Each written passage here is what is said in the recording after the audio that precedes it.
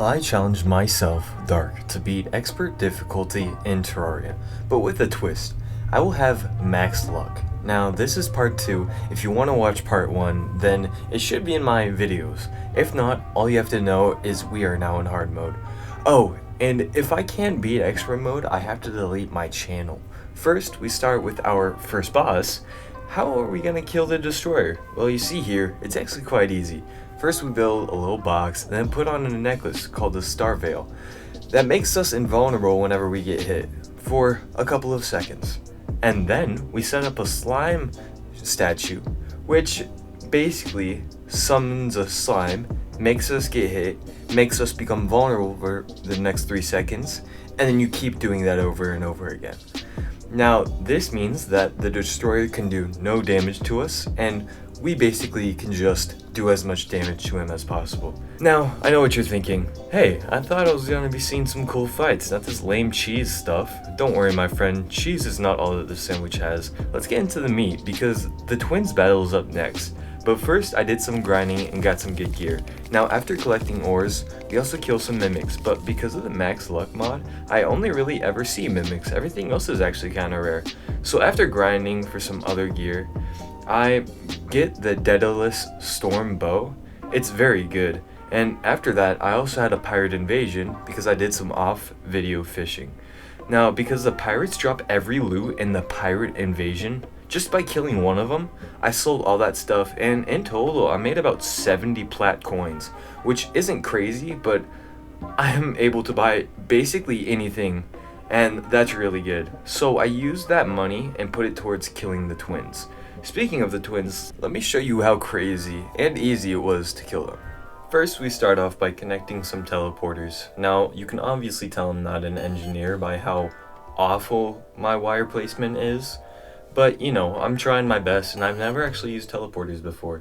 Next, you just stand on the things. You see, it's easy to get knocked off, but, oh, and I was using the wrong teleporter in the first place. But, you know, it's definitely a learning curve. Then I just kind of shoot at them. Now, when I say it's a learning curve, I mean, like, I am so bad with, like, reactions and all that. But if you see, I stopped taking damage, which is honestly key. And I know this might seem like another cheese, but I actually kind of liked it this way. I felt like I spent the money that I had in order to create a clever, you know, and smart teleportation device and slowly drain both of their healths. Of course, if I were to fight them one-on-one, then the worst one would be Spasmatism, because he just has a burning effect that lasts forever and it does so much damage. If you see right here, he has a like gigantic fire breath because his breath stinks so bad, and it's just, it would have killed me if I wasn't able to teleport away fast enough. Luckily he went down first though, and then Retinizer was actually the easiest one. So easy, in fact, I was like, I can take her on a 1v1. Or him, her, twins, they're twins. But I wonder what gender they are. They're eyeballs. Come on, Dark, they're eyeballs. They probably don't have genders. Oh, and if you're wondering what my mount is, I'm actually using the one that one of the devs put in, called Leela's Necklace. And bam, there's the twins down. You see, guys, the Skeletron Prime fight was actually hard. I was constantly doing damage to him, but because I wasn't able to get rid of any of his hands, he had enough defense that it was like I wasn't doing any damage to him. He would take maybe 30 damage per shot or something along those lines, or less, to be honest. Sometimes it's like 12, sometimes it's 18. Usually though, my crits are like 90 and stuff like that. But what I'm trying to get at is that he does an incredible amount of damage to me. And even then, I almost died. Luckily, I cut it before I died, because that's how that works. And I was also scared of running out of ammo. So what I did was I hit up that ammunition box, and what it does is it actually prevents about 20% of my ammo from leaving my gun, basically. So that helped me a little bit save some ammo. Now, that fight was pretty intense, but it wasn't the hardest thing ever. Now, after about an hour of looking for the Plantera bulb, I found one. I also found 3 life fruits, and let's just say it was not a very fun hour. Now, for the next 3 hours, instead of just dying once or twice, I died to Plantera, and then, you know, I got a bunch of better armor, and We're fighting Plantera with some of the best bullets in the game, and then I died again to Plantera, and now this one, Plantera, I mean, died. Didn't even see him. Here's Plantera though. I think I'm extra ready, right? I mean, look at me. Don't I look ready? Well, let's just see how ready I am, right? We got some mimics spawning already, and this is my 200th mimic because that's how many of them I've spawned. We start fighting Plantera. Now my chlorophyte bullets are absolutely awesome. Not only do they do a crazy amount of damage, but I don't even have to like look at Plantera in order to kill him. I know a lot of people might think that that just gets rid of the skill of the game, and although I understand why they would say that, I also at the same time feel like it just kind of makes being a range class a lot easier. Not only that, but because of my chlorophyte armor, I'm able to do a lot of damage to these guys. Now, the first phase of Plantera is quite easy, and actually I could do that all by myself without even like dying. I didn't need any sort of potions at all.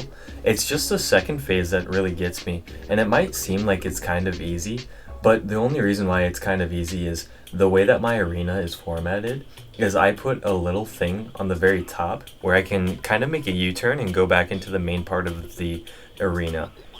And if you see, this is kind of what I'm doing. Go up, and then we finally defeated Plantera. Now this Golem fight did actually last quite a while.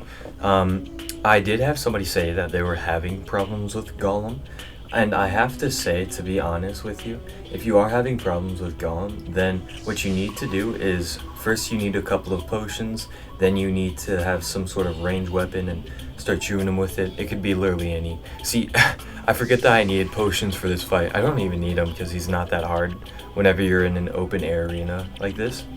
But, you know, just kind of doing damage to him, and I have a pretty nice weapon called the Mega Shark, which you guys have totally seen before, but I forgot who it was who said that, but if you are having problems with Golem, then this is probably the best way to do it.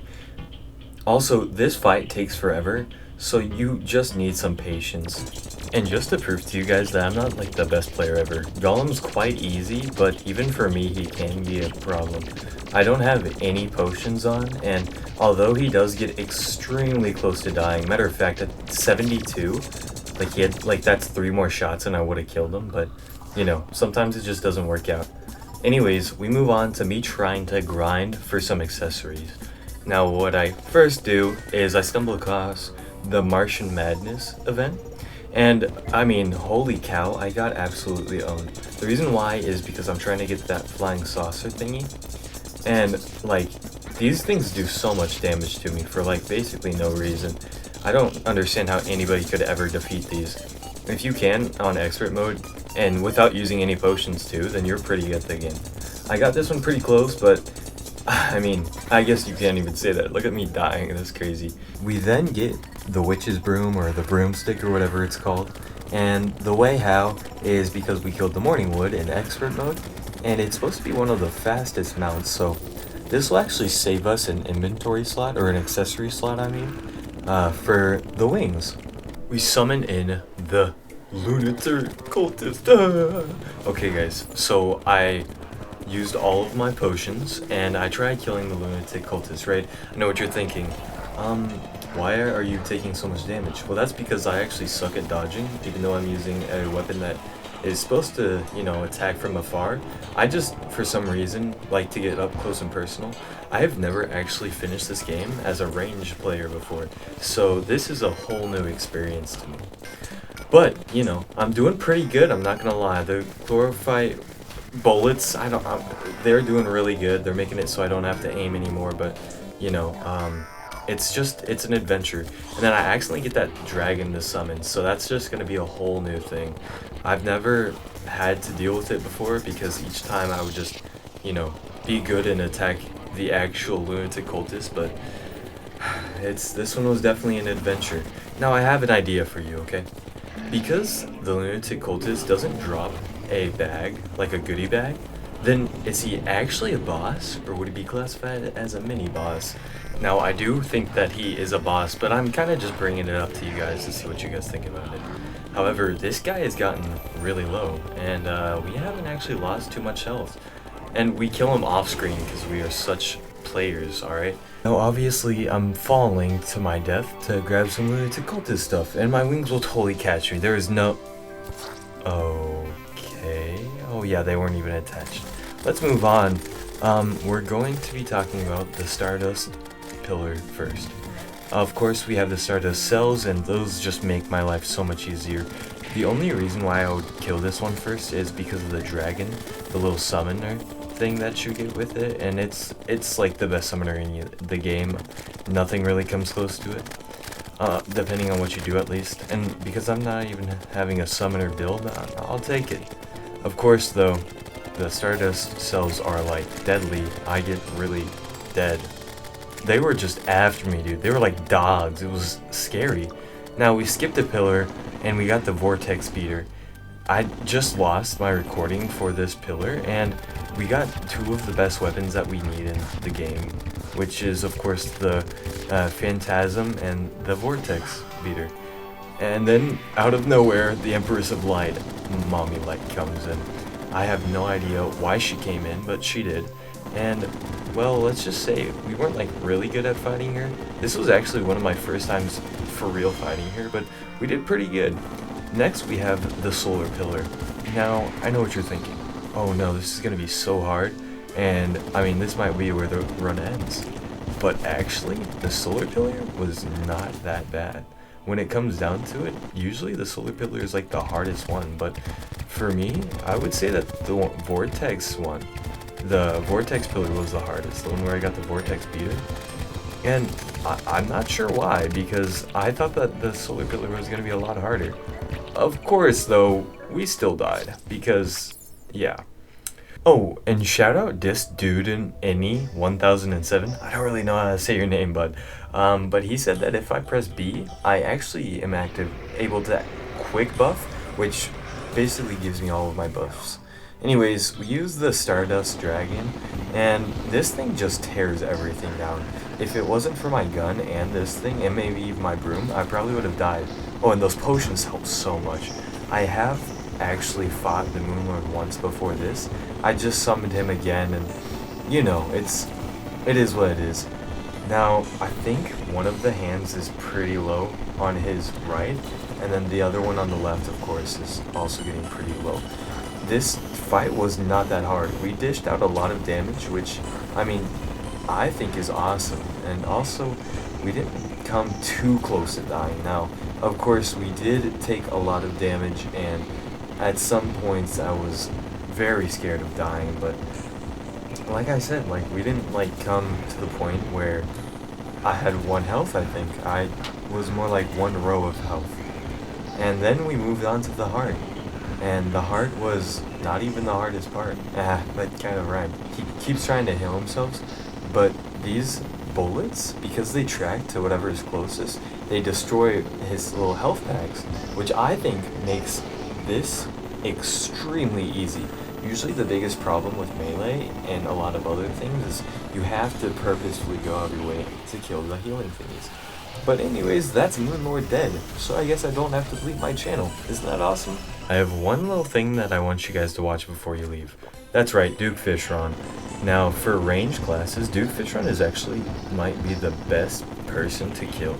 I just kind of didn't kill him because, well, he's kind of hard. I didn't have very good momentum or any schmovement, as I like to say, because I don't know why I like to say that. Don't worry about me.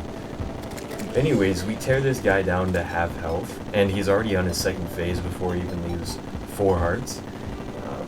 It's honestly not that hard of a battle, seeing that we have endgame gear. But you know, it was really nice playing, and if you guys did enjoy watching, then consider liking, and you know what? I'm Dark Luminary, and I'm out.